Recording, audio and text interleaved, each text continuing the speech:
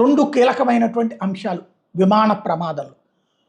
ఖచ్చితంగా మళ్ళీ కుట్ర కోణం అన్నటువంటి చర్చ పెరుగుతున్నటువంటి అంశం. మరి ఆ దిశగా దర్యాప్తులు చేస్తున్నట్టు కనిపించటం లేదు. మరి ప్రభుత్వం మీదన ఒత్తిడి ఉందా, లేకపోతే ప్రభుత్వం ఈ వీళ్ళ దర్యాప్తు నివేదికల తర్వాత చేస్తుందా అన్నది తెలియదు.